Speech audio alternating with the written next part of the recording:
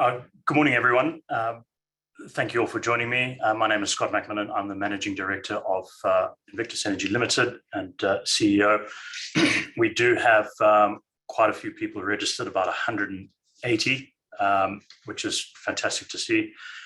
So I will just wait a minute or so, and then we'll kick off.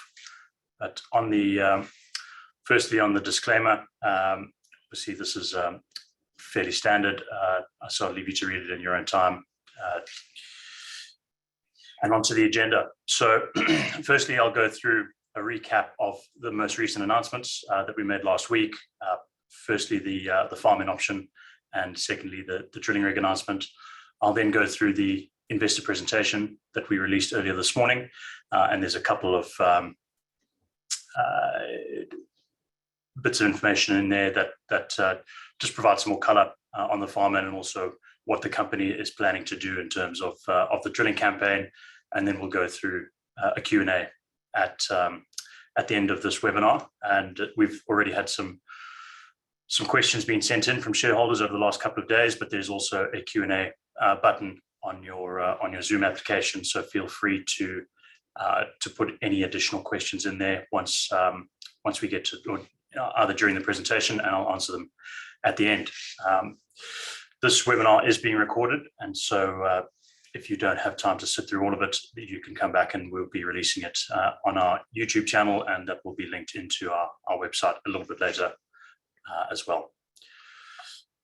So firstly, on to the farm-in option agreement recap. So last week we announced a farm-in option agreement with Clough Energy Africa, and that's for a 2-well campaign. Now, firstly, I think it's important, and the reason that we did this non-binding agreement, and it is non-binding. Clough, very, very good partner. They have stellar experience in not only the oil and gas sector, but Algie Clough, their chairman and CEO, has also had tremendous success in Zimbabwe, having discovered the largest gold mine in the country, which is still in production today, Frida Rebecca, which he named after his mother. So he has a very good understanding of the jurisdiction and has been successful there previously. From an oil and gas perspective, Clough have had tremendous success in the North Sea. Algie was one of the pioneers in the North Sea, and through the various Clough group entities, he's gone on to make discoveries in China, Australia, the USA. So from a farm-in point of view, attracting a partner such as Clough is a very, very good endorsement for the project and for the company. From a technical perspective, obviously they've had success everywhere around the world and have been involved in making discoveries and monetizing them successfully. And secondly, from a jurisdiction point of view, a very good endorsement, because it does signal that other companies are prepared to come in and do business where we've been working for the last 3.5 years. So that's the first thing. On the actual farm-in metrics, I think some of the nuance and the benefits of the deal have been missed by the market, and clearly we've had quite adverse reaction to this announcement that we put out. If you have a look at how the share price has performed over the last week or so, I think some of the detail that's missing, and I'll put my hand up and say that we probably haven't explained this thoroughly enough and highlighted the additional benefits and the metrics of the deal. So part of what this webinar today is to run through that and the benefits of this deal and what's missing. I've got some slides in a little while that I'll run through, and that'll explain the metrics a little bit better and how we view this deal and the rationale for it. So that is the first thing. The second thing is the drilling rig announcement that we released last Friday, and obviously a very, very significant step for the project as well, securing a drilling rig for what is going to be one of the largest conventional targets that will be drilled in 2022. So hugely exciting, 1.6 billion barrels of oil equivalent in one single stack target. So it is going to be a very, very closely watched well. I think our drilling team through Aztec have done a fantastic job in evaluating all of the rig options in the region, and Exalo have got a tremendous track record. They're an onshore drilling specialist. They operate 35 rigs around the world, and I think also importantly, us being able to secure a rig with Invictus as operator also is an endorsement of the company, of our capability of operating what is a wildcat program where nothing's been drilled before. So Exalo are clearly comfortable with us as an operator, and again, a very, very good endorsement for the project and for the company. I'm going to run through the presentation now that we released to the ASX earlier this morning. And just to, we'll mainly go over the farm-in metrics, the drilling options, and then there's a slide showing some of the latest seismic work as well. So for those of you new to the Invictus story, we are in the north of Zimbabwe. We are the first mover in the Cahora Bassa Basin. It is a basin that was previously explored by Mobil in the early 1990s. They identified the big Muzarabani anticline from the previous seismic campaign that they carried out. Absolutely enormous structure, 200 square kilometers under closure. However, they thought it was more gas prone than oil prone. And in the early 90s, when they were exploring, no structured market for gas. Pandantamana had been discovered onshore in Mozambique to the east, and still hadn't been monetized. And so Mobil saw very little point in trying to make another gas discovery. Subsequently, the acreage was, I beg your pardon, the acreage was relinquished, and it sat idle for nearly 25 years before we picked it up. Gas nowadays, and I'll go into the market, the gas market, and the very abundance of opportunities that we have to monetize gas in the region a little bit later. But clearly that energy dynamic has not changed in the region, and gas is very much in vogue. The Muzarabani prospect, which we'll be drilling in May 2022 next year, is the largest undrilled conventional oil and gas prospect in onshore Africa, and one of the largest globally. So very, very exciting to have an asset of this size, of this quality, in a company of our size. It's a very, very rare beast, this prospect, and one that we're very excited about. Those numbers have also been independently verified, and again, because this target is so big and the numbers are so big, we thought it was very important to have it done independently. We're not a junior that just releases our own internal numbers, so we've had this independently estimated by both GTEC and Netherlands Sewell & Associates. So we've progressed that from the legacy Mobil data set. More recently, we completed our infill seismic survey, and we acquired 840 kilometers of new 2D data, high density data that is showing some very, very encouraging results, and a target-rich environment for us to pick from in the drilling campaign when we're currently lining up a second well. And finally, we've secured a rig for this high-impact basin opening program in May 2022, which is only less than 6 months away. So it's going to be a very busy time for the company, a very exciting time for the company and the country. We've got a lot of work to do, but it's going to be a very exciting period. Just a snapshot of Invictus. We've been around since 2018 when the transaction was done, and we picked up the asset. We're headquartered in Perth, and we have offices in Harare as well. Our market cap at 11 cents is roughly 64 million, and at 31st of September we had 7.3 million in cash. We are on the proverbial elephant hunt, and you'll see the elephants in the theme of the presentation throughout. For those of you unfamiliar with it, elephants in oil and gas parlance are those fields that have the potential for 1 billion barrels of oil equivalent or greater, and Muzarabani at 1.6 billion barrels of oil equivalent is clearly of that ilk. And so we're out hunting big structural targets that are company making. Zimbabwe has been a story of change over the last 4 years, and this asset had been locked away after Mobil relinquished it, not because of the technical issues with the project, but more because of the above ground issues to do with the very, very draconian investment environment under the previous government. That changed in 2017 when the new government came in, and we were able to rapidly move in and secure this project and progress it since then. All very well and good discovering 8.2 TCF of gas and 250 million barrels of condensate, but if you can't get it to market, and if you don't have the infrastructure to get it to market, it remains isolated. Fortunately, we've demonstrated from gas sale MOUs that we've got in place with some blue chip customers in Zimbabwe, Sable Chemicals, who are a fertilizer manufacturer, currently importing gas by rail from South Africa, and Tatanga Energy, a gas to power developer who've developed power projects all over Africa, particularly West Africa. So we've got in place some offtake MOUs for 1.2 TCF over 20 years.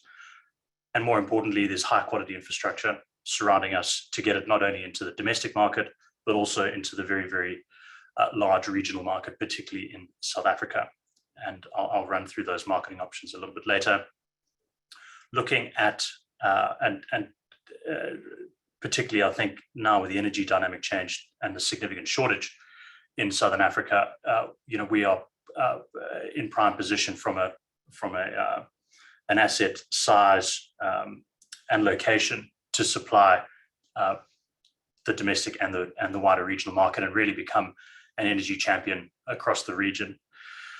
Finally, we have a relatively low valuation compared to most of our sub-Saharan Africa oil and gas peers, and I think that value gap will close as we get through to into the pre-drill phase and through the drilling phase, and that will shortly start to change. And we've got a very experienced board of management, not only from an oil and gas perspective, but also from a local jurisdiction perspective in Zimbabwe. Half of our board is Zimbabwean. I'm Zimbabwean by background, as you can probably tell from my accent, and the majority of our management team is also Zimbabwean, but also previous oil and gas experience in Zimbabwe. Looking now at going through to the drilling campaign, which is going to obviously be the major catalyst for us within the next 6 months, and how we're planning to fund the project. So we've said it previously that we are running a 2-track process. One is through bringing in partners and farming out. And what that essentially does is it takes some of the risk and the cost burden off of Invictus. We do have 80% equity, and so we have more than enough to divest some equity in exchange for some funding of our drilling program, and still maintain a material interest in the project. And if it's successful, we will still be a hugely valuable company. So I think the announcement that we had last week with Clough for this farm and option agreement clearly demonstrates that there's an endorsement of the project at a technical level and also from a jurisdiction level. And Clough, because of their familiarity with Zimbabwe, but also being a more nimble company, they've been able to move ahead of others that we are currently in discussions with, and they've been able to put this offer to us ahead of the seismic results coming out, which I think is also a good endorsement. Now I'll run through the rationale for the seismic in a second, but clearly we shot the seismic because it's a huge value add for us, and it was necessary to not only mature the Muzarabani 1 drilling location, but also to identify further prospectivity within the license area. And so them providing an offer to us ahead of those seismic results, which we believe are going to be a tremendous value add, and people will be able to see the full scale of the portfolio, is also still a very good endorsement. And however, because it's non-binding and either party can walk away, it still allows us to go out and progress these other options with other interested parties. So that will, what this farm and option has done essentially is set a floor price for any transaction that we consider going forward, and also allows us to play with the metrics of equity versus funding, because there is a wide range of deals to be cut for this asset and for this drilling program, either similar amounts of equity for greater funding, greater amounts of equity for greater funding, where we still maintain a material amount, or lower amounts of equity for lower funding, but at a better promote ratio. So promote, again, in oil and gas speak, is you're paying interest compared to your working interest. So the Clough option is what's known as a third for a quarter, so a third of the costs for a quarter interest. And I think the feedback that we've had from some of our investors where they've clearly been disappointed at the promote ratio, so a third for a quarter. I think that has been misconstrued because the back costs aren't included in that. And if you look at stacking up just the forward cost for the drilling program at approximately 9 million, and then you add the back costs on top of that, it is more closer to a 2-for-1 promote, which is would be closer to a 50% paying interest for a 25% stake in the project. I think also what has been missed out of this out of the deal is that this is for a 2-well program, so that's also very important. You can typically get better promote ratios for a single well program. A 2-well program obviously introduces additional cost and additional risk. So all of these things added up, I think this deal is clearly better than it looks at first blush on paper. And so we were a little bit surprised at the reaction, but again, I think we probably hadn't articulated this fully and clearly, and so we can understand some of the angst that it's caused amongst our shareholders, where they believe we've given away too much value. Again, I'll just reiterate. Firstly, this deal hasn't been completed, so we haven't given away any value yet, and we're still progressing multiple options. So there is, there is still some time to run through this process and multiple options to progress. So I think, and again, just staying on the farming track, a lot of our shareholders have expressed a desire for us to solve risk and basically go out and raise all the money ourselves to do this. I think we do have a huge and material target, and it's very enticing. It's an onshore asset. It's low cost, relatively speaking, in oil and gas for such an enormous prize. And so that is, that option of doing it ourselves is very tempting because of the risk versus cost versus reward ratio. I think bringing in a partner also has value. Yes, although there is a reduction ultimately in what your equity is, and if it's successful, it does help spread some of that cost and risk. And we are, this is frontier exploration drilling, and so there is still risk associated with the project to complete it. And if anything happens, if you have issues whilst you're drilling and you've got a sidetrack and you're on the hook for 100% of those costs, that can add up, where if you have a partner to share some of that burden, it does reduce some of that hurt if you do run into any issues during your drilling. I think also that importantly, on the just one more point on the Clough farming option is that that promote and the funding for the 2 wells is uncapped as well. So it's not capped at a particular amount where that ends and then you reduce back to your normal working interest. It is uncapped as well. So that's also something that needs to be factored into that deal metric. So again, we've still got some time. We've got the seismic data to be released and updating our prospect and lead portfolio. And I think this project is only going to look better once that seismic data comes out. We're already seeing some very interesting features and progressing through that processing and interpretation. And once that has been revealed, I think we'll be in a very, very strong position to command a better deal. So moving on now to the drill rig. Again, I touched on this earlier. Very, very pleasing to have Exalo come in for the program. They're currently drilling in Tanzania, for Pan Africa on the Songo Songo project, and they will they'll begin mobilizing once that work has been completed. The deal is for one firm well, which is the Muzarabani well, and one contingent well, and we'll confirm that which option or which prospect once the seismic data has been processed, interpreted, and finalized, and we've ranked and selected which additional prospect we're going to drill. The benefit of Exalo, instead of mobilizing something from West Africa, we've got something very, very close by in Tanzania, which is fantastic. It's active. We're inheriting a warm crew and a warm rig that would have had a shakedown after it had come on the boat from Europe.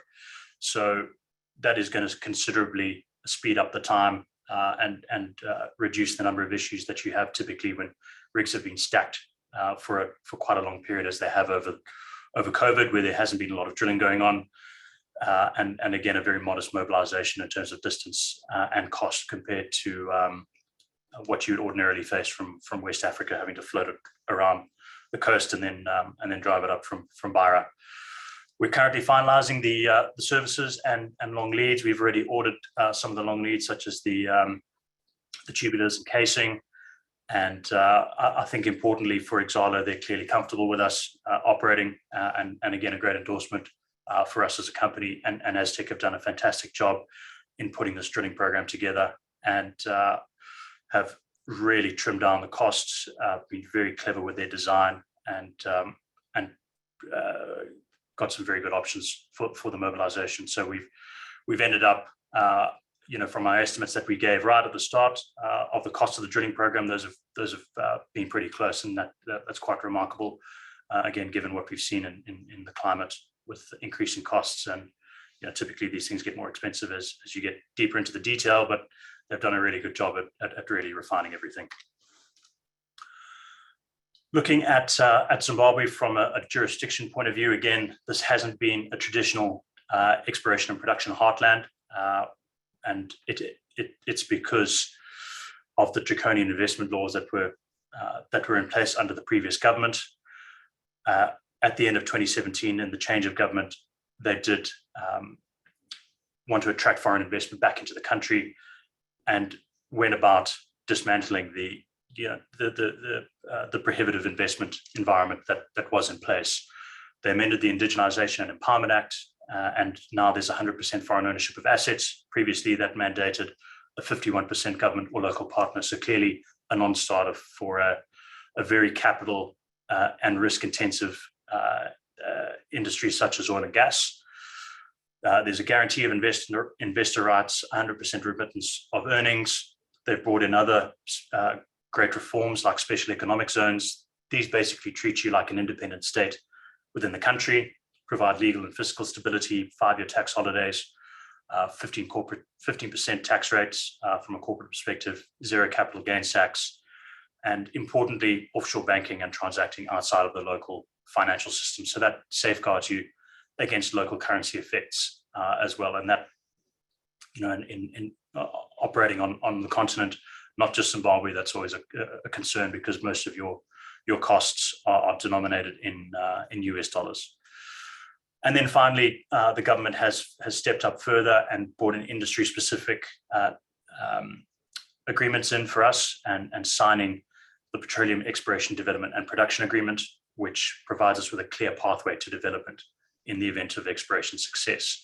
So the government has been walking the walk in terms of providing a conducive investment environment for us. They've been very supportive. I think those of you that have been following the story for a while would have seen we're mentioned regularly in the press there by the Presidium and by the Mines Minister, who's a former resources executive, so he understands the natural resource sector, and they have provided a very good environment for us, and are very supportive of the company and of the project. Looking at where we have come from over the last 3.5 years since we acquired the project, and what's ahead for the next 6 months, we have spent the last 3 years systematically de-risking this project Firstly, from a technical perspective, the reason that I really liked it when I first came across this asset nearly 10 years ago. Mobil had been there. They've got a fantastic pedigree. They acquired a great data set that identified some material prospectivity, all the working ingredients for a petroleum system, and that big Muzrabani anticline that mapped and identified. The only thing that was really an issue for them was the fact that it was more gas prone than, or believed it was more gas prone than oil prone. The data set was sitting there, and so we were able to go in and pick up a high quality data set for a relatively low amount of money, progress that, reprocess, reinterpret, and really unlock that a data set that gave us a huge head start in exploring in the basin. I think typically, if you're going out exploring in frontier systems, you have to do you've got to cover a huge footprint. You've got to do a huge amount of work to figure out where you're even going to put your seismic. And then you've got to, as Mobil did, do a very coarse reconnaissance scale grid just to see if there's anything interesting further worth chasing. We've been able to high grade, because of Mobil's work, high grade and pick the best areas in the basin to go and focus on immediately. So that has saved us a lot of time, a lot of money, and we've picked up a material prospect in Muzrabani that came already with it. So we have clearly demonstrated that it's got world-class scale.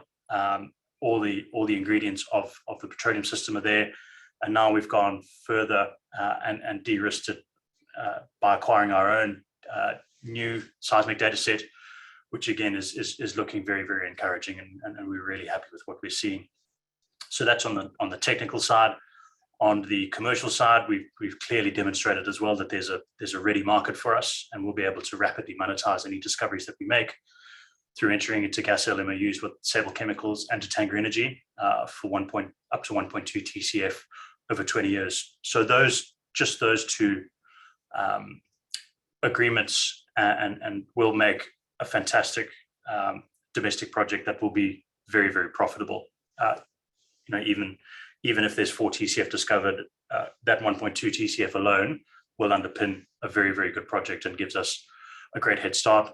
Ordinarily, and I think we've seen it in Australia, if you're exploring for gas, you've got to go and discover it, prove it up, and then go looking for customers and for a market. And so you typically see quite a big lag time from discovery through to production. We have the luxury of having existing gas customers that are hungry for gas, that came to us understanding that it is exploration, but they want to be at the front of the queue if we make a discovery, so that this can be, one, they can get a cheaper gas source, and two, they can get it as quickly as possible because they need it for their operations. So very, very fortunate position to be in. And then again, there's the wider market to monetize gas and liquids that'll run through in a little while. So that's the commercial side. And then finally, from the above ground side, and I think that shouldn't be underestimated. I think given Zimbabwe's perception and history, it has taken a little while to warm people up to the jurisdiction. It has been a pariah, and there's been activity all around us over the last 20 years from an oil and gas perspective, but none in Zimbabwe because it has been prohibitive. So it has taken a little while to convince people to give it a second look, and I think the government have done their part in doing that, in providing the reforms and more recently signing the Petroleum Exploration Development and Production Agreement. Secondly, I think with this latest farm-in option from Clough Energy Africa, again, that provides further endorsement. And so that's the sort of systematic process that we've been going about with this asset to get it to this point of being drill ready. What's coming up ahead? Again, the next 6 months are going to see some major catalysts delivered, and we're getting into obviously the sort of pinnacle of our exploration program, which will be the drilling in May 2022. So we've got the seismic processing and interpretation ongoing, which will continue for the rest of this year, which is not long left, and into next year. We'll then update the prospect and lead inventory and provide and showcase what the portfolio is going to look like. Production sharing agreement with the government, so that they are provided with a fair share of the resources in the event of success. we will aim to secure some additional farm out options once that seismic data has landed, and then the parties that we're in discussion with can see the full scale of the portfolio. And then finally, leading into that, we've got a very high impact basin opening drilling campaign. So it is going to be a very busy 6 months, a lot ahead of us, a lot of catalysts, and an exciting period. Looking into the 2D seismic data, why we acquired it, and what some of the preliminary results look like. So this is the previous mobile data that you would have seen before if you've been following Invictus for a little while. This is these black lines are the old mobile grid, and this is the reprocessed data on the left-hand side of the this big Muzarabani prospect, which is line 13, which runs north to south there. That is an absolutely enormous feature, 200 square kilometers under closure, 5 stacked targets, all conventional as well. We are chasing conventional resources. And what we really like about this prospect, obviously, 1, the scale, 2, the primary target that we have, the Upper Angwa, which is in the lower Triassic, has the ingredients that have been the key differentiator between success and failure in these Karoo plays. So Karoo, the Karoo is a formation that's widespread over the continent, and that is perma-Triassic in age. So in the Upper Angwa, we've got Triassic source rock, and that is present in the major discoveries in Madagascar, in the Morondava Basin, where you've got the Tsimarora heavy oil fields and the Belamoga tar sands, as well as the Sakamina light oil and gas discovery. Those are all Triassic sourced. And then also in Ethiopia, in the Ogaden, in Caleb and Halala, again, you've got the box shales there in the lower Triassic, which provide that source for those discoveries. Most people have typically chased the Permian in the Karoo, and those have resulted in some modest success. Renogen in South Africa is a case in point where that is where their gas is sourced from. It's along with their helium, but not at this sort of scale. So this is what we really like about it. It is the key differentiator, and fortunately, the Upper Angwa has the lion's share of the volume as well. So the Upper Angwa at 4.4 TCF and 180 million barrels of condensate is, for those of you familiar with oil and gas fields in Australia, about the size of the Pluto gas field, which is the jewel in the crown of Woodside, and a field that I know well, having worked on it in a previous life. And at 181 million barrels of condensate on top of that is equivalent to the Dorado oil and gas discovery that was made by now Santos and Carnarvon, and that has been the largest oil discovery this century in Australia. So clearly, in that one target, we've got some very, very material prospectivity that we can target with one well that's going to cost 12 million US dollars. So that is that horizon in yellow. The depth to top structure, roughly 2,500 meters, so very, very modest depths, and expected to have very good reservoir properties, high poro perm that we've measured at outcrop. And so this is the target that we're really excited about. However, we do have other very material targets at shallower levels as well, with the Pebbly Arcos, Forest and Dandy as well through that. And if any of these come in, we're off to the races in terms of a development, because there is sufficient volume there to underpin at least a domestic gas development. So we've identified this based on the previous mobile data, which we've reprocessed. However, when we first went to industry to start this farm out process, which was around Q3 in 2019, this grid is very sparse. So this mobile grid is in green through here that you can see. These lines are about 15 to 20 kilometers apart, so very, very wide spacing. And that, because of the wide spacing, there is then some uncertainty in there, and typically your typical drill spacing is roughly 2 to 3 kilometers for onshore for 2D. Now, so for all of the partners that we were talking to, and the deal that we were trying to get at that stage was to get carried for seismic and one well. And I think there was a virtually unanimous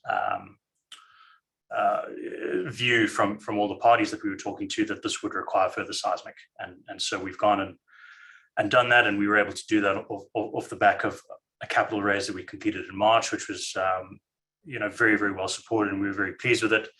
And that really has been a game changer for us, this new seismic. And we've acquired a high quality data set from through Polaris. I think to give you an example of the difference in what we're seeing, and I'll show you some examples shortly. This mobile data set through here is roughly 610 kilometers in terms of its length. Our data set that we acquired is 840 kilometers. The size of the mobile data set was around 16 gigabytes worth of data.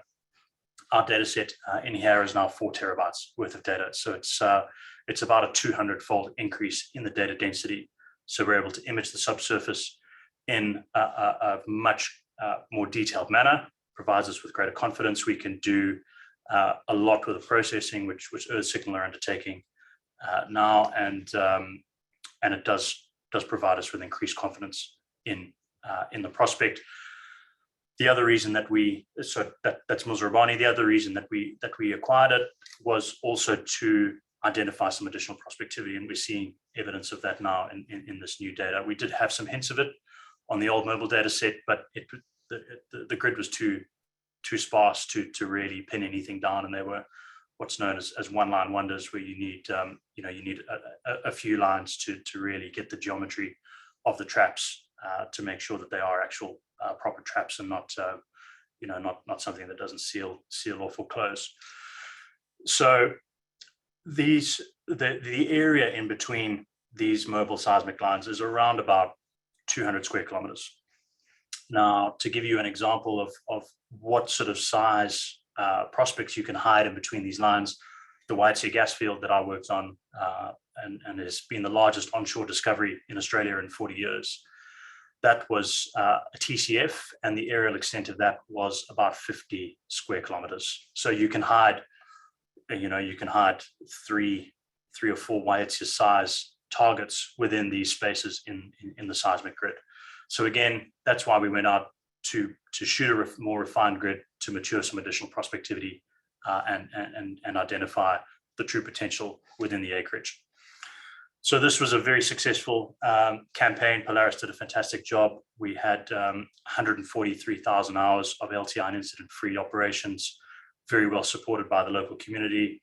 We generated over 200 local jobs, and we have tremendous support from the grassroots all the way up. And so it's been a great campaign that we've executed. And there's a link, if you haven't seen it, to the video. It's a mini documentary that we shot about the seismic campaign, and I encourage you all to watch it.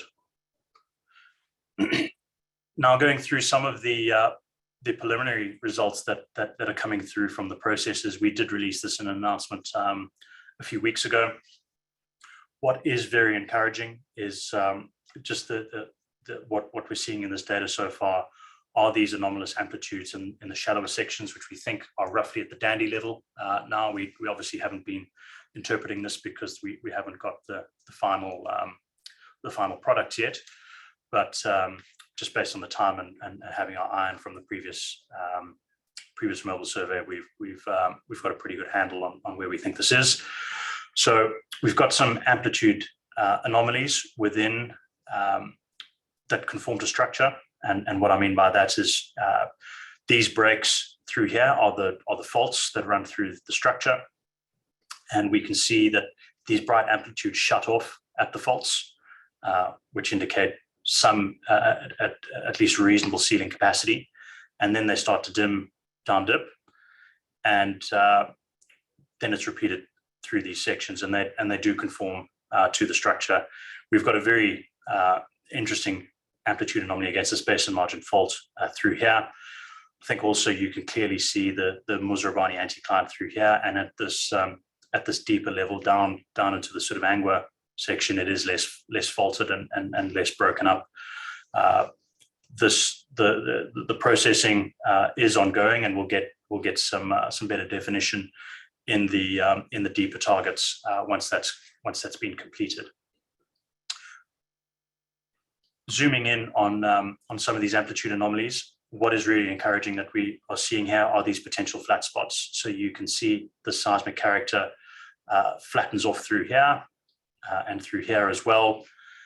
And what that potentially indicates is a hydrocarbon contact, where you have a change in phase and a change in the velocity as the seismic sound waves travel through the subsurface and move through either water or oil into oil or gas. And because of the changes in the density of the fluid, that changes and they sit flat because they're in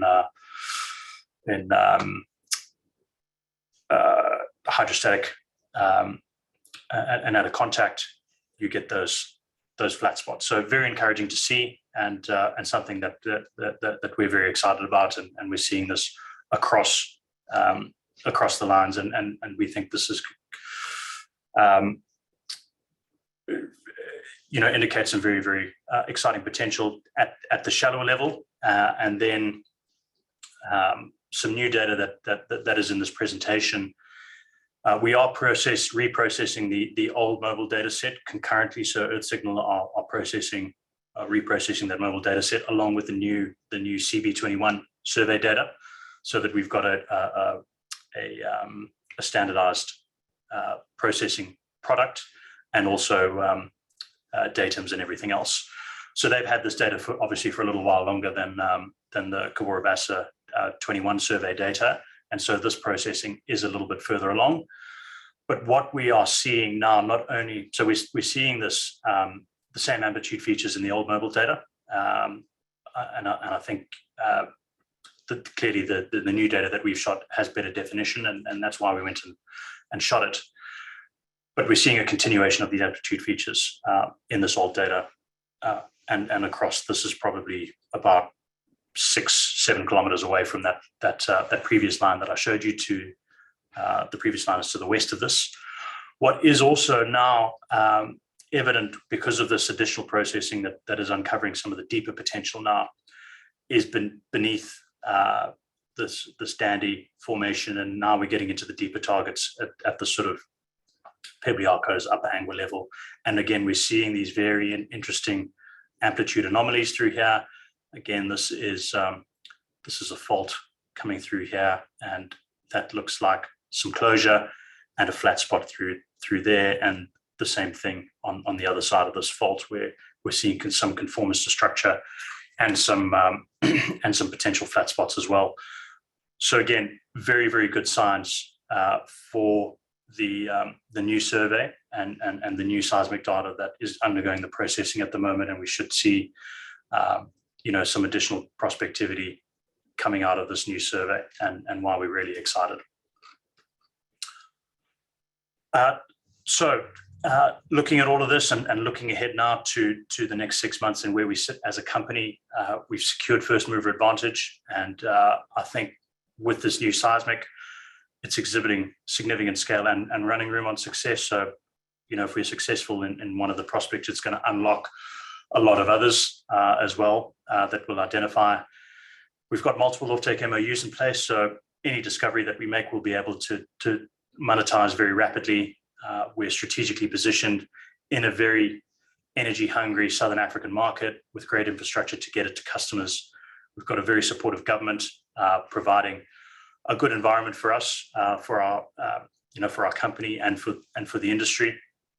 We've got a very experienced board and management team that is got significant skin in the game, and I think we are very, very aligned to our shareholders, and we want to see success and a material re-rate and value add for the company and our shareholders, because we obviously share in that success. We are a low-cost onshore exploration with absolutely enormous scale, and that is a very, very rare beast. And but also in proximity to our markets and to infrastructure. And we've demonstrated our operating capability already through the Seismic campaign, having successfully concluded that. And now we've had endorsement from Exalo operating our drilling program. And we've got now some very, very material catalysts ahead of us, and still, from a valuation perspective, very, very modest compared to some of the peers in the region. And so just on that, I think I've had a couple of questions on us versus the Recon valuation. We're capped at about 64 million. They're capped at 1.2 billion. So, that's roughly a factor of 20 difference between us and them. I still believe that our project is more mature because we've got conventional prospects identified. We have a fantastic and now very dense data set from a 2D perspective, which is de-risked. De-risked from a technical perspective further. We've got 2 prospective source rock intervals in the Permian, which is the primary target or primary play that Recon are chasing. But we have the successful ingredients in the Triassic, which we're really excited about. We have proven a working petroleum system in the basin. We've recovered live generated oil at the surface. Recon drilled some stratigraphic wells and had shows and evidence of it in the subsurface.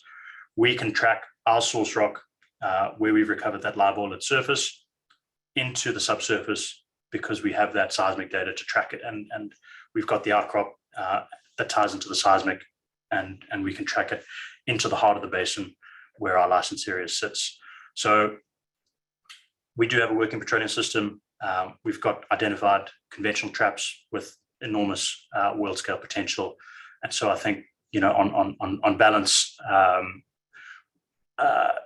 would I like Recon's market cap? Obviously, but from a project perspective, I think we're in the box seat.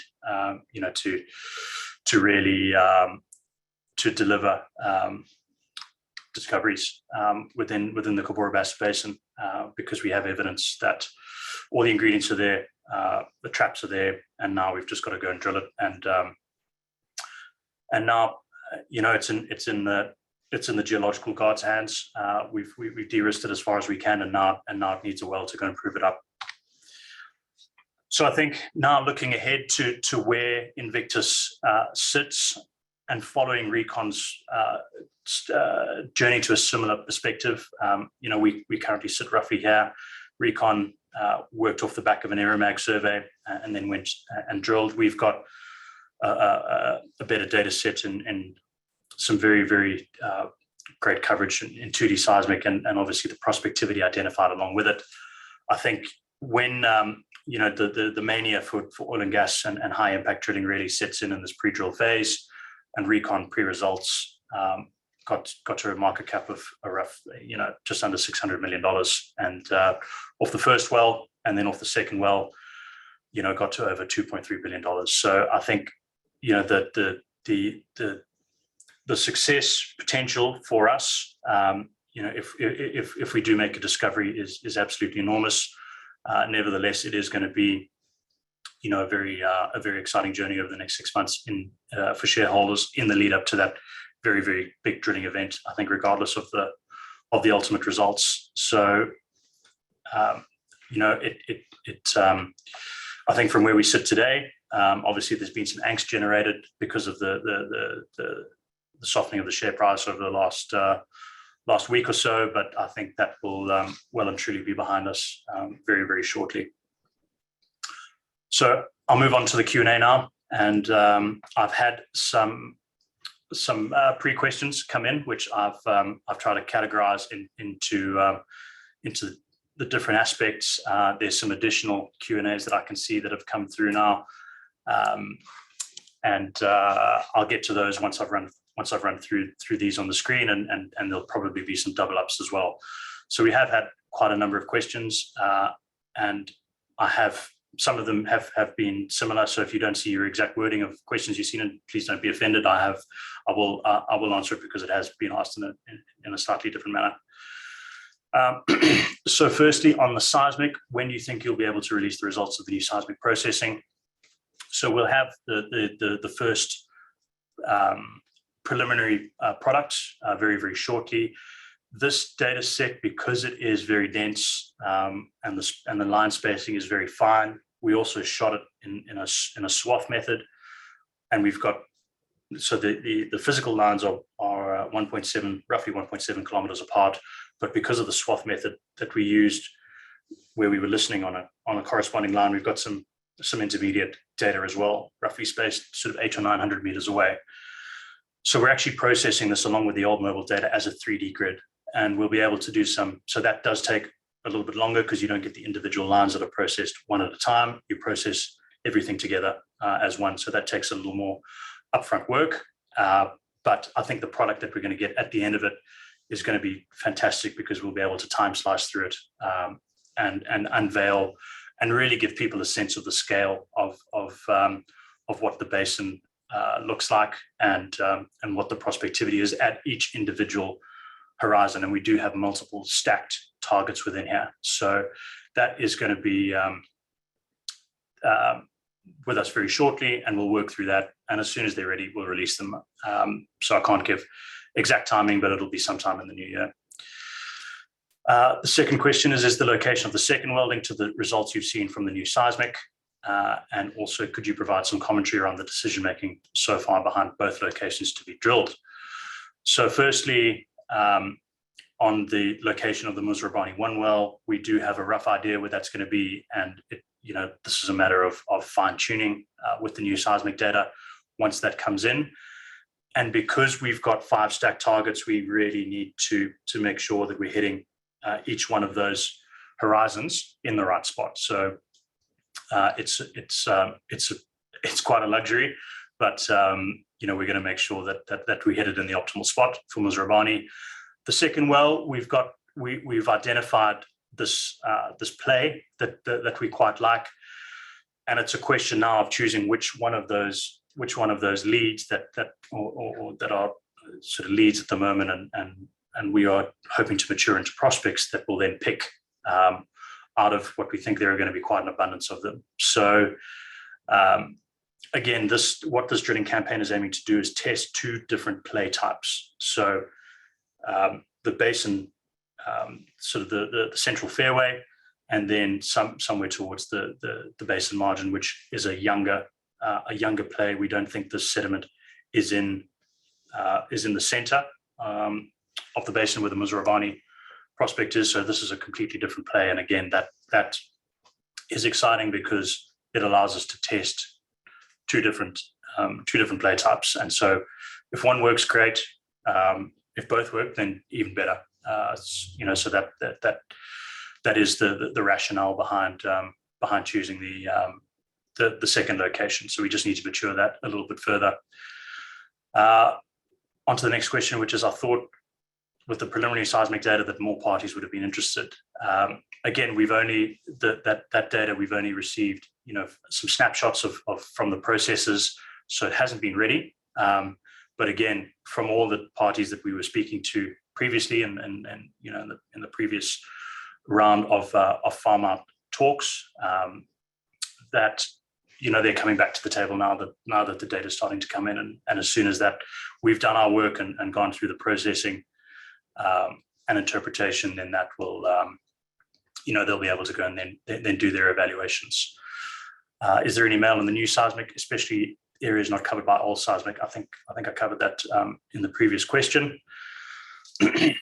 So onto the farm-in. The question is, did this deal need to be done, and have you given too much value away?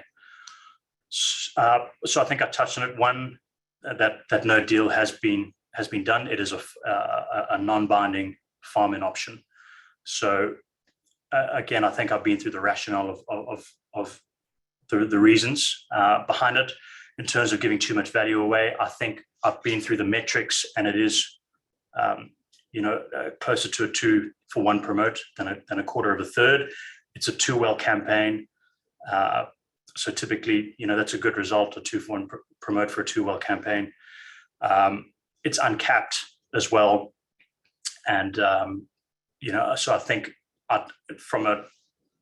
it does look better than it is on paper, but again, this is a sort of minimum deal that we have, that now sets a baseline for either us to go to learn. If we add a tremendous amount of value with the seismic, which we believe we'll do, then we've obviously got to look at it again, and the capability of us doing it ourselves versus bringing in a partner, and then what the value of that portfolio looks like versus where it does today. So again, I think this is only going to get better. And then on giving too much value away, look, I think from a point of view where myself and the board, we all have material stakes in the company, and we've done a huge amount of hard work, particularly over the last 12 to 18 months.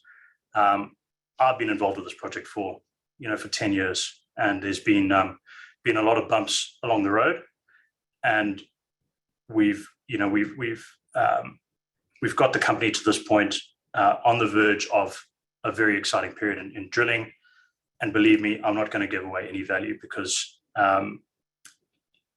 there's a huge amount of at stake here, and a huge amount of time and effort that I put into this. So I'm not going to give away any value that unnecessarily. So I think hopefully that the metrics that we put up in the presentation and some of the discussion that has been here will demonstrate that we are committed. We're trying to do the best deal for shareholders.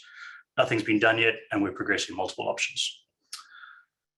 The next question: could you expand some more on the Clough farm-in offer? I think I have done that in detail in the previous question and also in the presentation. And the back costs, I think, so those will be recouped when, as was said in the announcement, at the time that a binding deal is done. So that money can be put towards the drilling, which lessens our burden as well for funding for the well. So again, it's not something that happens post-discovery. It's something that comes in pre-discovery and is a much better metric than I think people have appreciated. Are there no other interested parties with better deals on the table at this stage, as we are only 6 months away from drilling? So yes, there are other interested parties that we're in discussions with. As I stated, Clough moved early ahead of the seismic data. We do have other parties that are waiting to see that seismic data. I wouldn't be concerned about the 6 months away from drilling side of things. Yes, it is close, but I think even recently, other companies on the ASX, you've got a good example. Sasanoff is being drilled in February, and they inked their last farm-in deal 2 weeks ago. So it's certainly there's not 6 months. Is more than enough time. I think again, looking at the deal metrics for Sasanoff versus what the Clough offer is. Sasanoff is for the three parties that have come in to farm in is a 2-for-1 promote, which is capped and has no back costs. So I think people have got a little bit twisted off on the metrics of what we've put up without really understanding what the additional benefits of what this Clough farm-in option has. So yeah, I wouldn't be concerned about the 6 months, and certainly if we do any deals, they're only going to get better. So I'll leave that question there. Invictus announced in July 2019 that Envoy would run a farm-out process. Given the only named party is the Clough offer in December 21, do you believe that Envoy has provided value for money? So yes, look, we've worked very closely with Envoy over the last couple of years, and they do provide value for money. They host data rooms, they do the management presentations, and a huge amount of work collating the volume of information that we have into the management presentations, hosting them, producing the flyers, marketing it at industry events. They also have networks into other companies that are potentially interested in that we don't have. So it's not the parties that you do know sometimes that come through, it's the parties that you don't, and Clough is an example of this. So yes, I do believe Envoy have done a great job. and we'll continue to do that. Next question, if Clough offer was to be binding, they would gain 25% of the project at a cost of possibly 15 million for their third of the drilling plus back costs. This values IVZ at around 60 million. Do you feel that's fair value for the company? Did you expect the market to react the way it has to this news? Look, from a reaction point of view, I thought the reaction would be neutral. And again, I think, I put my hand up in probably not explaining the detail completely enough in the announcement, and that's difficult to do when you're doing a joint announcement with another party. To get into why it's a good deal for you and the other party is and valuation. Look, it's a little messy. So we just put the facts of it out there of what it was, and I thought it would be a neutral reaction. I thought people would be pleased that we've managed to attract an industry partner, a recognized industry partner that gave us endorsement from a technical perspective and a jurisdiction perspective, and really set a sort of base. I think if you look at where we were market cap wise at the time at around 80 million, it was about par value for that. And again, this has been ahead of the seismic data release and some other catalysts to come. So the non-binding nature of it suited us, and I thought people would be able to see that how we're trying to position ourselves, because there's no guarantees that this Clough deal will close. So we still obviously have to pursue other options, and we are actively doing that as well. So yeah, look, disappointed at the reaction, but in hindsight, I can understand, and I've clearly got to articulate some of these in better detail so that people understand some of the nuance of it as well. On to the next question. Has there been any discussion with Clough or others about long-term development financing should a commercial discovery be made? Look, we haven't had specific discussions with Clough on long-term development financing. This has really been about the exploration campaign so far, but we obviously have had discussions with other parties, and I think there's been some news in the press with Standard Bank there in South Africa. They're a very, very supportive outfit. We've been chatting to them for a long time. They see the potential for this asset. iGas in South Africa, who are the pipeline company, again, they've indicated their support for pipeline financing and construction in that respect. With gas to power, we've got Tatanga Energy, and they've developed power projects before, and they've got backers on the continent. A lot of the African-based multinational institutions there are in their corner, and the same with Sable Chemicals. Africa Development Bank, Africa Finance Corporation. They're all waiting. If we make a commercial discovery, then I think we've got a number of options to progress long-term development financing with, and I'm not too concerned on that front. That this asset will ever be lonely or not, or wait around, for finance to get it developed.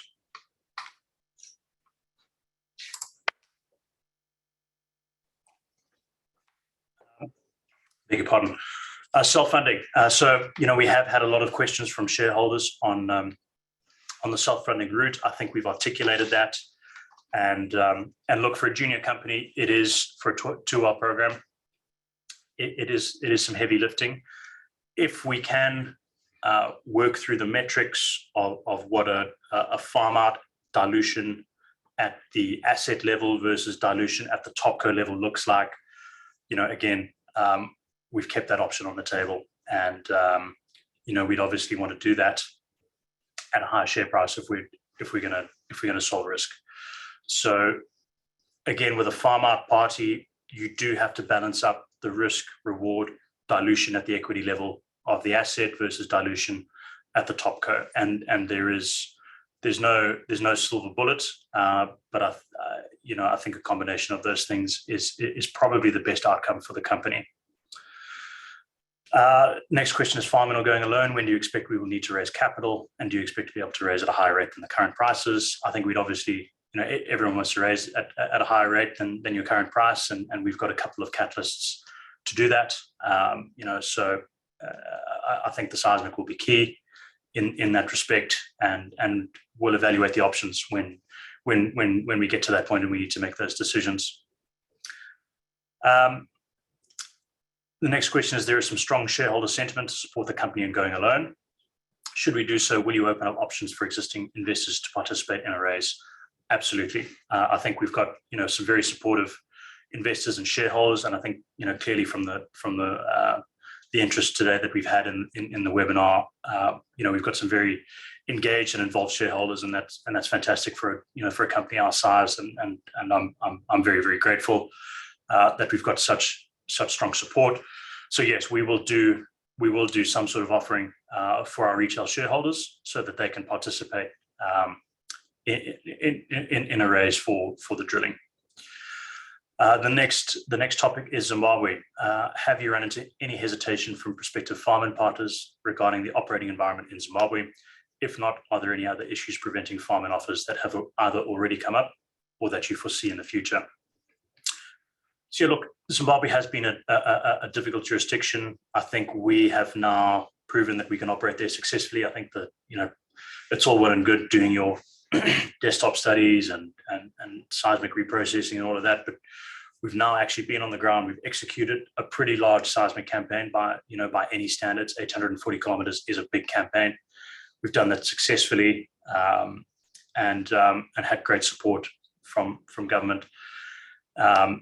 So I think now that is changing people's opinions. I think also now with Clough and that farming option, that again, endorsement from an industry partner in the jurisdiction.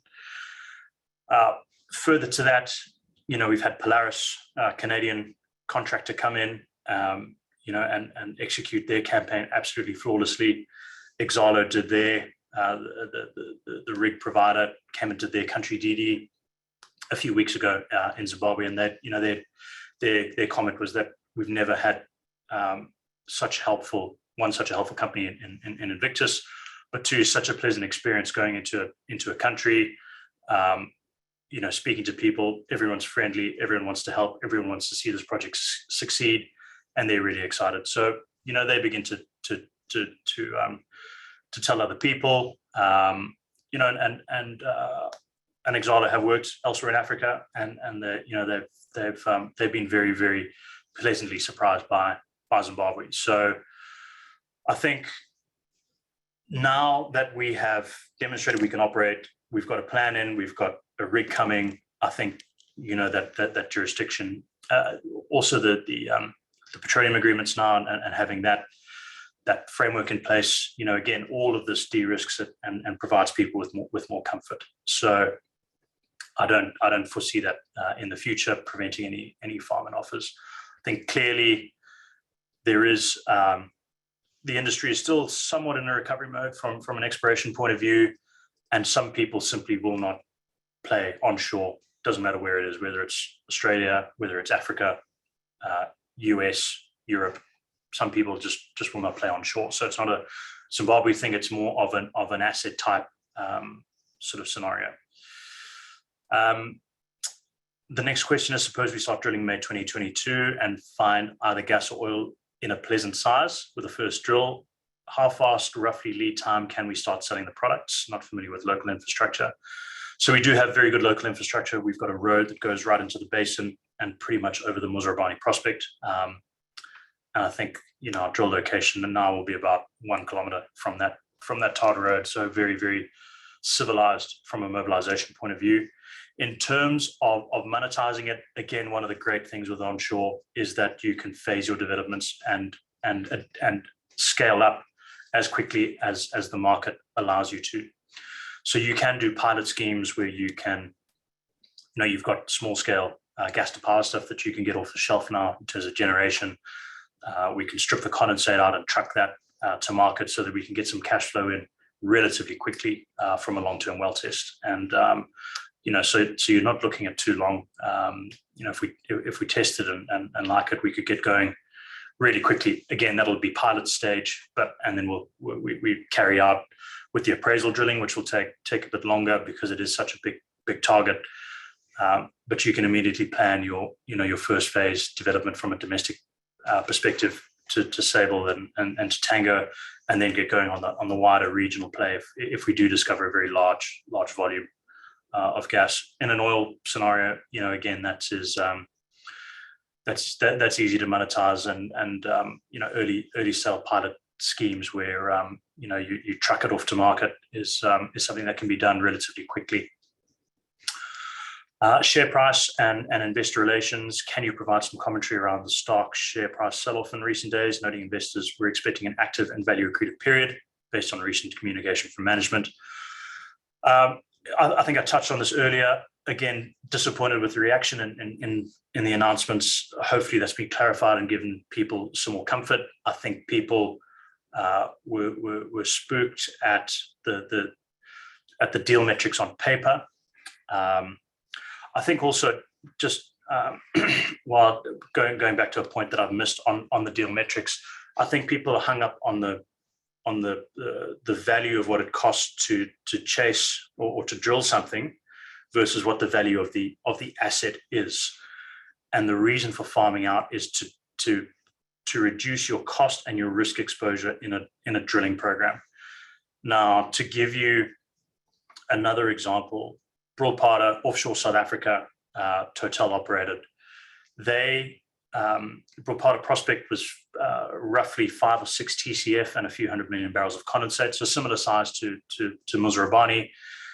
That drilling program cost, the first time they tried to drill it in 2014 was $150 million. The second time they drilled it, they had to come back with a bigger rig because the met ocean conditions are pretty awful off the south coast there. Cost $200 million to drill. So clearly, because it's the resource size is the same, but because it costs you more to drill offshore, does that mean it's worth more than something onshore? Absolutely not. I think the fundamental reason for farming out is to manage your risk and cost exposure in a drilling program, and then further on in the development, because it is a capital intensive industry and there is risk. So just because your drilling program costs that much doesn't mean that your asset is only worth that much. That's it costs us. It would cost 12 million to drill if it was a 1 TCF prospect and the bottom depth was 3,500, 4,000 meters. That doesn't mean that's what the asset is worth. So it is because we're a single asset company, we have direct look through value, but it is a little bit of a frustrating metric, for in that respect, and it is focused on a little bit too heavily in my opinion. I think the reason that you do it is to manage your risk and cost, and we're just extremely fortunate that we've got an absolutely enormous prospect and a very, very low cost drilling program. So I think that's been confused a little bit as to value versus cost. Next question is, I think it's time to introduce a Recon Africa style promoter IR executive at board level to the company to let you yourself and Stuart get on with the technical stuff. Look, I think clearly we haven't articulated some of these things in enough detail, and it's not a bad suggestion. It would free me up with a little bit of time, particularly heading into a very busy period. So it is something that we'll consider and have a discussion about at board and management level as well. So that's not a bad suggestion. Okay, there are some further questions now that have come in through the Q&A. If there are any more, please send them through now. So firstly, Justin Scholes, the JV with Clough mentions the possibility of carbon capture and storage. To date, this concept is unproven. Why has this been chosen, and are there more proven carbon offset initiatives? So yes, the carbon capture and storage option was something that Clough wanted to explore, and because we've got stacked targets and reservoirs at multiple levels, that does provide you with the option to explore the potential for it. We certainly haven't committed to doing it, and when we told them about an option that we're investigating that is still local and still effective, I think that's probably a better way to go.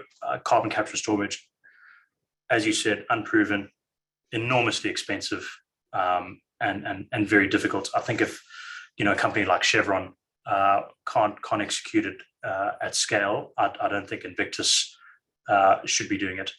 So we'll investigate it, evaluate the options. I think ultimately, though, we'll fall back to some alternative carbon offset initiatives that we're currently working on.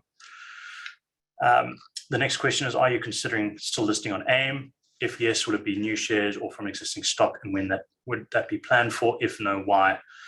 So we have evaluated a number of listing options. Firstly, OTC. I think we've talked about AIM previously, and I think pre-COVID, the AIM was really an African oil and gas playground that got a lot of support. I think more recently, though, the AIM market has been a little more anemic for oil and gas stocks, and hasn't really provided the return on the effort that you need to go and list something. So firstly, it's a time consuming from a compliance and documentation point of view process, and it's quite an expensive process. It's around $700,000 just in listing fees to get to that point. So purely listing on the AIM, just to have a listing there, a compliance listing, it's called, isn't something that really I think would benefit us.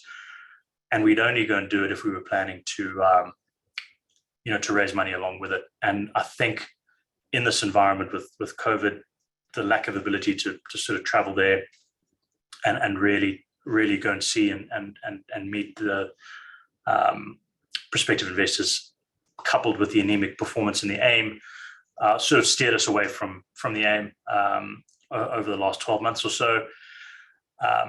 That also, I think looking at some of the performance on the OTC from some other stocks has been a more attractive secondary listing market for us, and the reason that we pursued that. So I think at this stage it's pretty unlikely that we'll go to the AIM. Maybe post a drilling program. If we do have some success and we've got real scale, then I think probably an LSE main board listing would be more appropriate. And again, that's stuff that we can explore down the track. But I think the AIM is pretty unlikely at this stage. Next question is there a possibility that drilling in May 2022 could be postponed or deviated from? So at this stage, that's the best estimate. Obviously, it depends when Pan Africa finish up their program in Tanzania, and then that rig mobilization begins. But look, that's the estimate that we've got at this stage, and Pan Africa on track so far with their first well, and they've got another two. So no, look, at this stage, that's the best guidance that we can give. It'll be within a few weeks or a month or something of May at the very, very worst, but the best estimate at this stage is May. Next question, when do you anticipate releasing detailed seismic analysis results, updated resource report, and drill program details, locations, and depth? Again, we've got to go and mature the seismic, finish the processing and interpretation, and that will be at some stage in the new year. The next question, again on the seismic, could we get some more preliminary seismic results? It could help drive interest from other offers sooner. Again, I mentioned this earlier, we're processing this as a 3D volume. So rather than individual lines, this will come as an entire volume. And so that does take a little bit more time, but ultimately it will be a better product. And so, again, we'll be releasing that as soon as it's ready.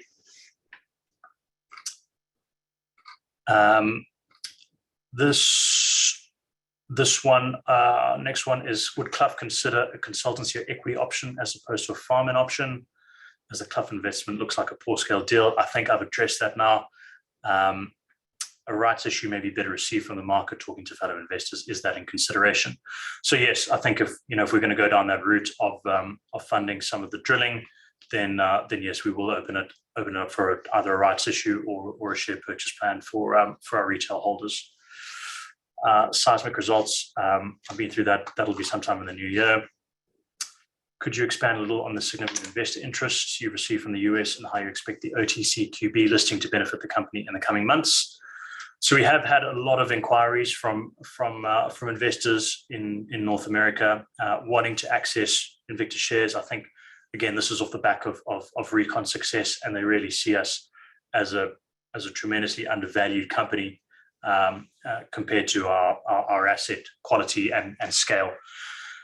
And the OTC, that upgrade to the QB market now has been completed. We've still got to go through the DTC clearing and settlement, which then allows that to happen within the US. So you're not having the market makers having to come and dip in the market and come back and then transfer stock across it. It is still a little bit messy, but that DTC process is underway. There is not a lot of availability of shares on the OTC at the moment. Once that DTC eligibility happens, that will start to change. And I think even looking back now at 88E's performance, that interest and volume on the OTC, which really drove their performance from a share price point of view in that pre-drill phase, really only happened, right when the rig arrived at the project. And so I think, more than likely it'll be a similar sort of thing. And again, if you look at Recon's chart, it's a similar sort of trajectory when that OTC volume starts to come in. So yeah, it is something that we've set up ahead of these big catalysts, so that we can take advantage of that interest that we're receiving from shareholders in North America. Is the drilling event in May the spud event or the formation of the well pad? No, so the May will be the spud. The well pads will be constructed in advance of that. So, again, we've got all of our environmental impact assessment approvals. The only thing remaining is the site works where we put the specific drill pad and ponds, and that's about a 3 or 4 day process. So that's it. So those pads can be constructed relatively late in the piece, and that allows us to then mature and select the best locations going into the program.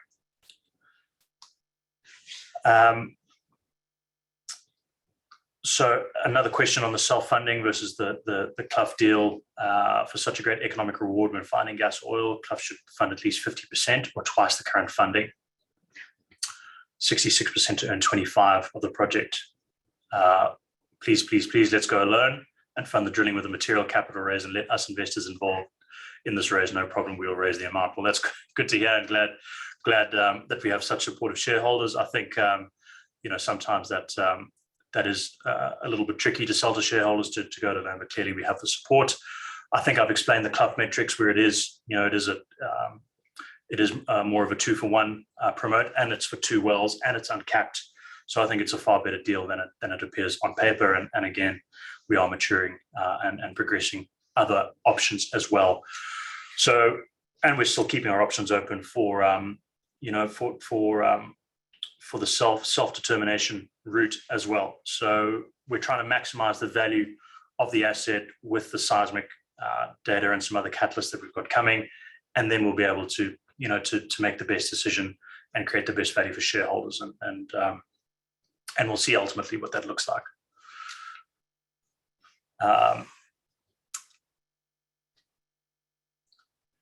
So another one is, what is considered fair share for governments in the industry? Again, the fair share really depends on the maturity of a jurisdiction from an industry perspective. So typically what happens is that for countries that have unproven potential, their governments or the host governments have a reduced share or share of the proceeds of the project, because you need to provide a better risk versus reward profile for the industry to come and explore. So if you are going into, we'll stick to Africa for the moment, and if we're going to Angola, where you have proven world-class potential, multi-billions of barrels of oil being discovered over a long period of time, clearly your chances of success are greater, and therefore the government can command better terms. Going into an unproven jurisdiction with no history and no proven discoveries means that risk versus reward ratio is different, and so governments have to provide a more attractive exploration environment, and that means a lower government share in order to attract activity from the industry. So typically that's how fiscal terms work in the industry. Now, what the government's fair share will be in Zimbabwe is commensurate to those similar jurisdictions, our neighbors around the region. So South Africa, Zambia, Namibia, Malawi, Botswana, and so those are at the from an industry perspective, the lower end of government take, what's called government take, which is royalties, taxes, equity share, and production sharing, depending on the type of contract that's in place. So that it's not an amount; it's a relative amount compared to where you sit as a maturity from a jurisdictional point of view and proven prospectivity.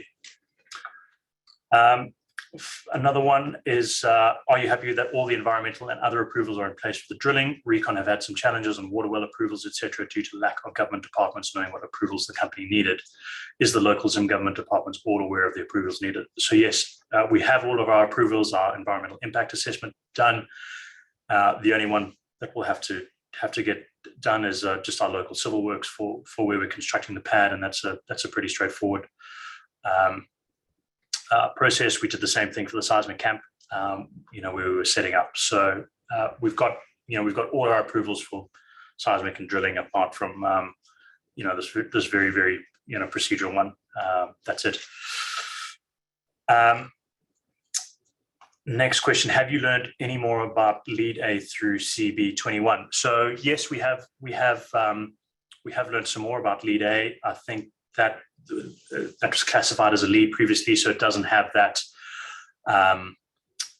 maturity to get it to prospect level because it didn't have enough seismic coverage and density. It does now, and that we had to map it very conservatively previously because we only had very limited coverage of it. And now, if you go back and have a look on the contour maps, there is an area where that particularly or potentially gets bigger because we're able to continue it over some seismic lines further to the south and to the west, where we've got some now additional coverage. So that does look encouraging, and one of the leads that we're currently maturing, and that does show some very interesting amplitude anomaly features if you go back to the previous presentations that we've shown that.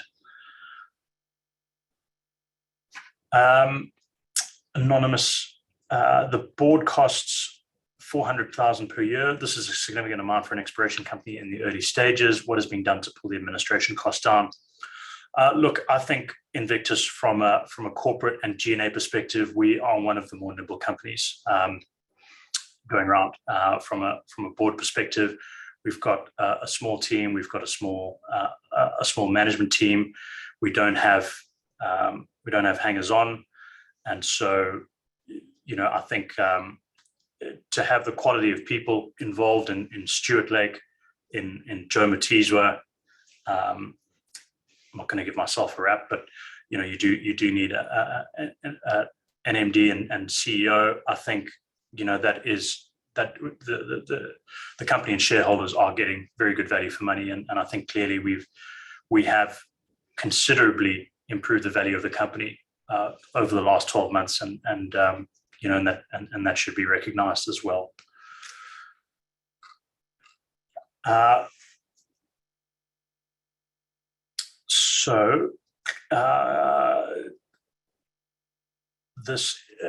This question is a little bit confusing. If Clough are getting 25% equity for 33% funding, are we expected to give away another 50% equity on top of that to fund the remaining 66% of drill costs? Given we're starting with 80% ownership, this would leave us with only 5%. No, so we're not planning to do that. I think when we first tried to farm this project out, when we were a $15 or $20 million company, looking at a one well program and seismic, roughly let's call it 20 to 25 million US. That meant that the look through dilution of the asset level versus the company level would have been too great for us to fund any significant proportion of it. And so that meant we would have had to have given away, probably 50 or 60% of equity at the asset level in order to get covered for 100% of the costs. We're a much stronger company, a much bigger company than we were back then. And so we are able to take, and we've added value to the project as now as well with undertaking the seismic ourselves. So we're now able to fund some of that ourselves, whereas before it would have been very tricky, and the dilution would have, for shareholders, would have been horrible, both at a equity level and also at a topco level in the ASX vehicle. So, fortunately, we're in a much stronger position now, so we're not having to give away as much equity, and we can contribute without diluting our shareholders, unnecessarily. So no, we're not planning to go down to 5%.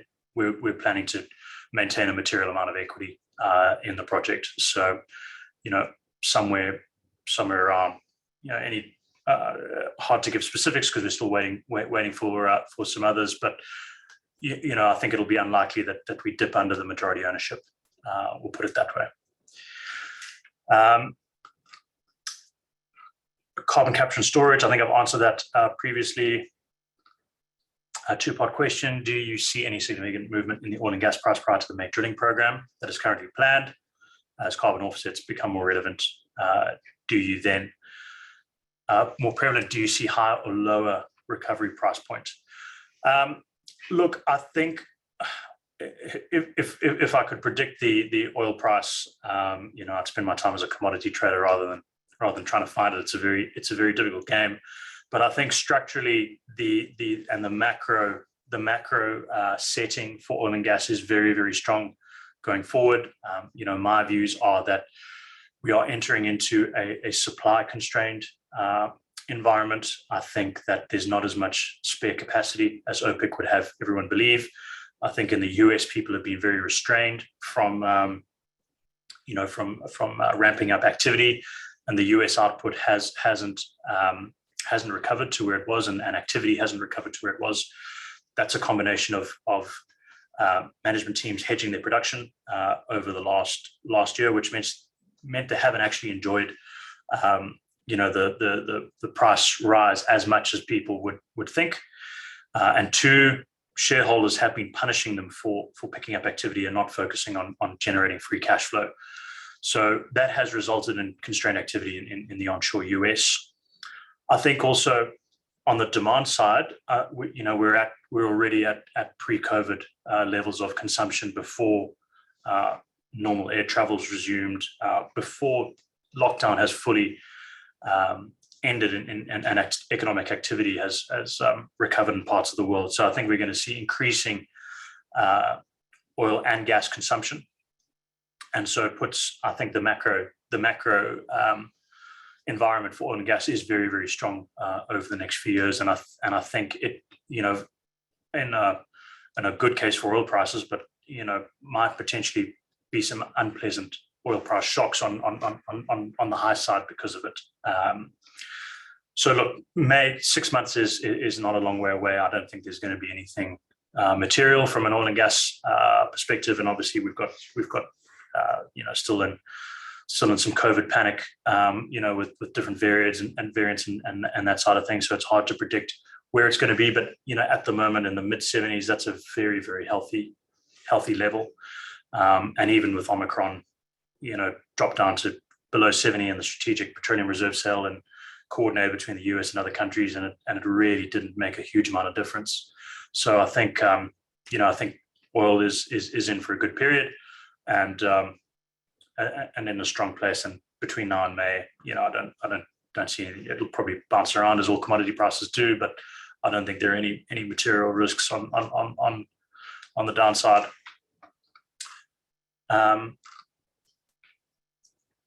with the Muzrabani drill, how long is it expected to reach the bottom 5 stack targets? Look, again, this is the first well in the basin. We're estimating these days or the drilling period as best as we can, just based from some offset wells with similar geology. But that approximately, we're looking anywhere between 40 and 60 days. So that, hard to give an exact estimate, but roughly there. And we'll keep people informed on the progress of the well as we get to some of the major casing points as we progress, down through the various targets. Have you noticed a change in interest in the project post COP26? Has this had a bearing on the farm out of funding discussions? Look, to be honest, COP26 I don't think has really had really much of an impact. I think probably the thing that's focused a lot of companies' minds are the energy crisis that's going on in Europe, in Asia. Gas prices are at all-time highs. Electricity prices are at all-time highs, and it's really now, I think, focused people's minds that you cannot just switch over to renewables instantly as much as people would like it.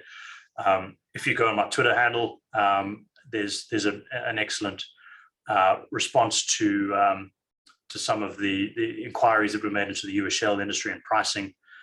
Pricing for US gas got up to $6, which hasn't been seen in a long time. And natural gas provides the fastest and most large-scale way to reduce emissions and more efficient than electrifying every single vehicle on the planet, quite frankly. So I think coupled with the attractive pricing from gas and oil and the realization that this is not an overnight transition, I think now is bringing, there's a little less probably self-flagellation, if you want to call it that, from the industry. I think there was a lot of it during COVID and leading into COP, but now I think people are realizing that if you don't have reliable and affordable energy, that's more of an issue. So yes, I think for the size of the companies that we're talking to, they're not particularly. A lot of companies actually skipped COP26 because they didn't want to go there to get horsewhipped either. We had to provide reliable and affordable energy, and those are the companies that we want to deal with as well. So the next question is: during the seismic campaign, you decided to shoot an additional 400 kilometers in an existing application area. Can you expand on this application and potential increase in land acquisition? So we do have an existing application that is contiguous with our current permit, and we went and sought permission to shoot seismic in that ahead of the grant. So we are now working through that to get that finalized and formalized with the government. So in terms of the timing, I can't give you exact details, but we are progressing that at present. And obviously, the reason that we went to shoot the seismic is because we obviously like the potential as well in that area. So it's not just not just shoot and see. We're obviously pretty excited, and the reason that we went out to acquire the data.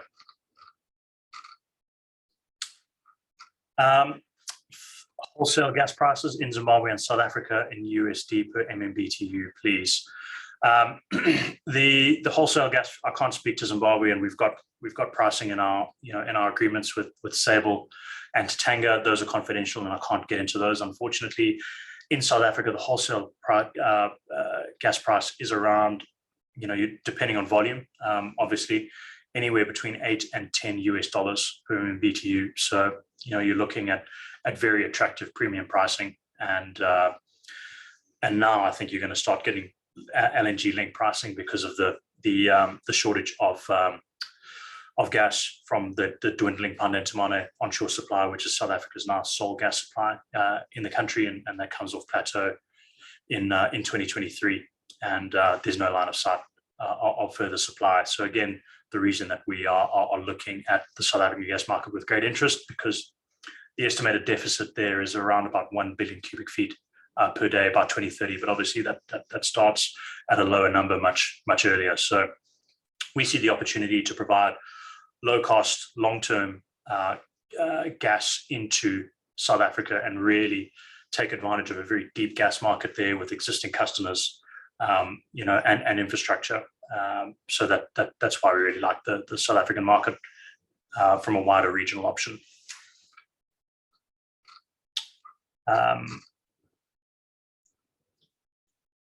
Okay, the final question: are you being pressured by anyone from high levels in business circles or political levels to do a deal with Clough? No, absolutely not. We like Clough because obviously they've got a proven track record. They've got an outstanding team, and I don't think I've mentioned their team yet. Jonathan Evans, their incoming CEO, is the former VP of Exploration for Africa at BP until recently. Great experience, made discoveries all over the place. Him and Stuart know each other quite well, and when Jonathan came in to join Clough, this is the very first deal that they wanted to do. So again, a very good endorsement from someone who's got great pedigree. Chris Matchett Downs, their geologist and basin modeler, has done a lot in East Africa. Was involved in Black Marlin and EAX. Source rock is his pet interest, and he's actually got a presentation that he's done and identifies the Kapora Bassa Basin as one of those high potential Karoo plays, and that he thinks is sourcing the gas. The Karoo is sourcing the gas on the east coast of Africa, and so he really loves the source rock story. Obviously, has looked at all the technical details, and so again, that's a very good endorsement.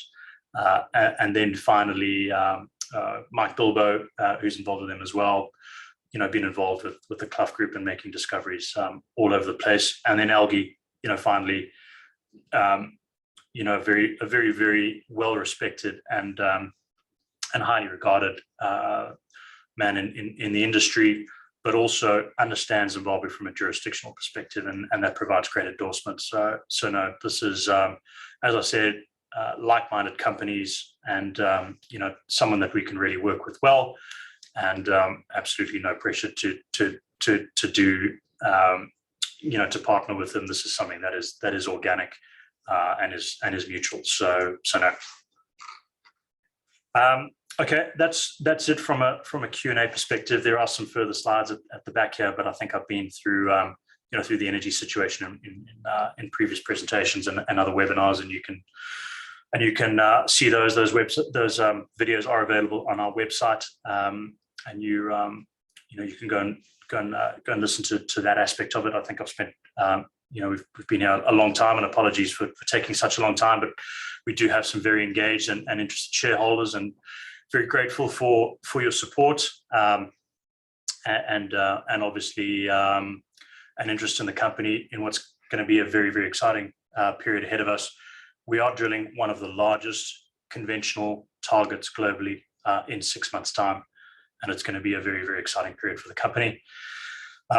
So finally, thank you for all your support over the last, however long you've been a shareholder, or if you're just looking at Invictus, feel free to get in touch, ask me any further questions. My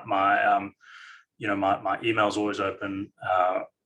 My phone I always pick up, so feel free to get in touch.